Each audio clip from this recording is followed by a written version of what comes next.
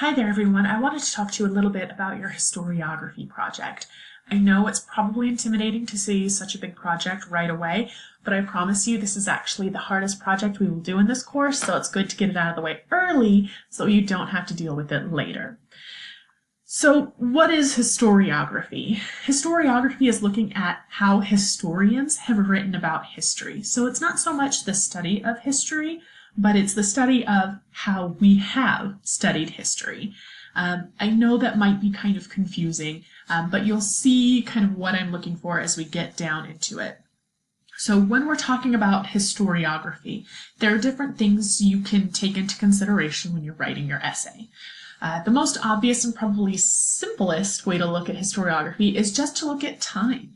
I took a it was World War II through film class. And when you look at how World War II was depicted in film in the 1940s and 50s compared to the 1970s compared to now, it's changed. The way directors and film writers have depicted World War II in film has changed based on the time.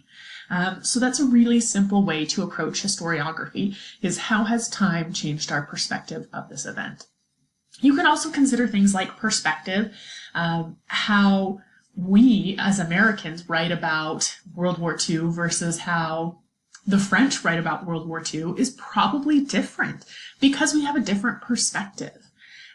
Things like breadth is talking about how different and wide your research might be. Again, this is very similar to perspective.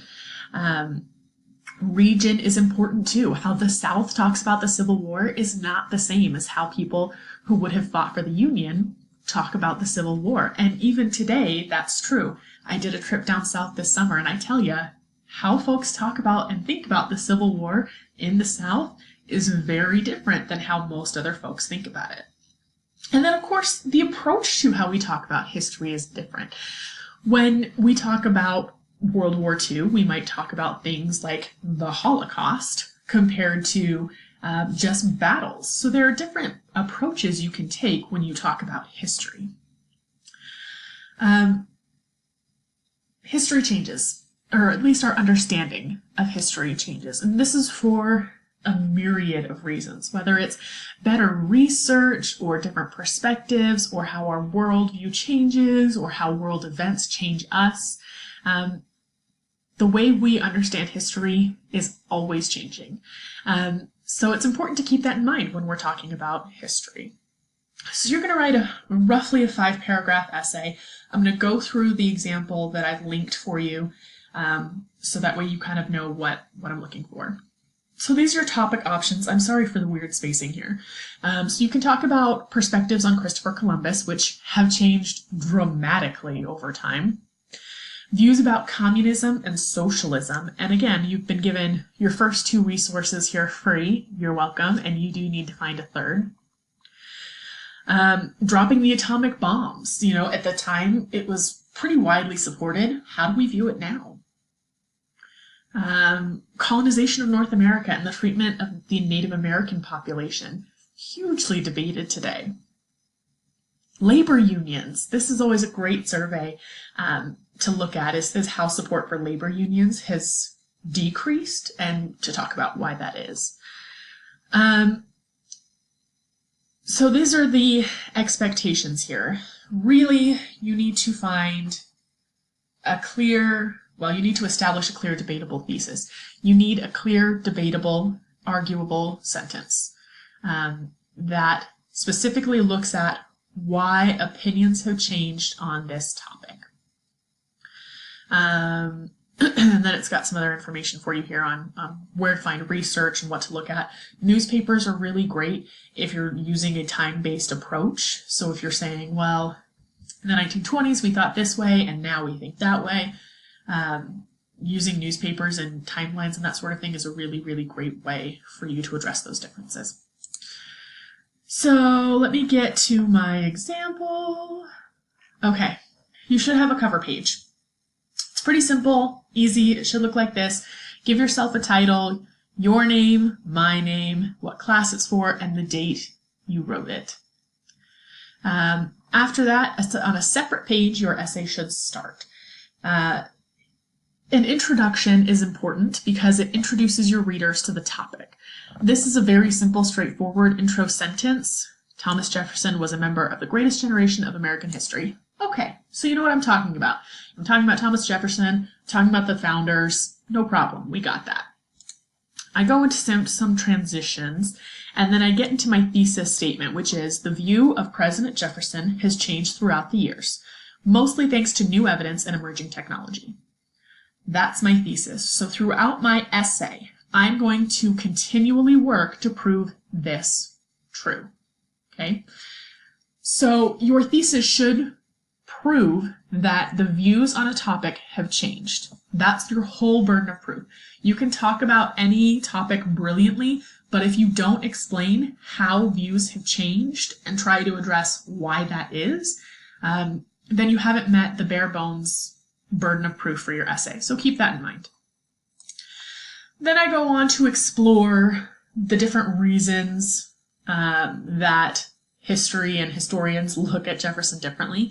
And I want to draw your attention to these. These are called parenthetical citations. And what that means is I'm telling you, if you go to my bibliography and you find the bibliographical entry for cats, you will find this information on page 4. That's where you will find that. So if I'm reading your essay and I'm thinking, well, that's an interesting fact. Where did you get that? And you can't, there's nothing there. There's no parenthetical citation. That means as the reader, I don't know where that came from. That's where you get into plagiarism territory, and it's just a mess. So just avoid doing that. Use your parenthetical citations. It's very simple. Okay. So we continue on. I talk about, Jefferson was well liked. The founding fathers thought nice things about him. He was considered particularly likable by many of his contemporaries, and he enjoyed their admiration. So again, I'm establishing this is how Thomas Jefferson was viewed during his lifetime. He was well liked. People got along with him. They thought he was a good person. And then I get into my switch. However, this positive view of Thomas Jefferson began to erode in the late 1990s. So I have my time establishment here. I started my essay by saying during his lifetime, the 1780s, 90s, 1800s, he was well liked. People liked Thomas Jefferson. They thought he was a good guy. However, today, not so much. And then I get into talking about why, again, with those parenthetical citations. So I talk about, he had this odd relationship with one of his slaves. Again, parenthetical citations. And I talk about why this thing has changed. The new discovery has reframed the way Jefferson is viewed because it's largely believed that their relationship started when Jefferson brought him his... Anyways, those are nuanced details. I want to start here. This new discovery has reframed the way this event or person is viewed because... So this is your opportunity to really dive into the meat and the heart of your essay and really hit that burden of proof and say, person or event was viewed this way, now they are viewed this way, and here's why. So you're really meeting that burden of proof. Again, holy cow, parenthetical citations. This is obviously not a parenthetical citation. This is just me making a side comment. And then you wrap it up in your concluding paragraph. I highly encourage you to read through this example. It's not super long, and it gives you the opportunity to see what an A essay would look like. And then your works cited page should be in alphabetical order, should be reverse indent, which means the first line is up against the edge of the paper, and the rest of them are indented, so kind of the opposite of how you would write a paragraph. And that's it. That's what I'm looking for. Sorry this video got a little long. I just want to make sure you do meet your burden of proof, which is explaining how events or people and our views of them have changed over time. If you've got questions or concerns, let me know. I will be leaving some pretty detailed feedback on your assignment, so if you do have questions, definitely watch or listen to that feedback, and I'll talk to you later.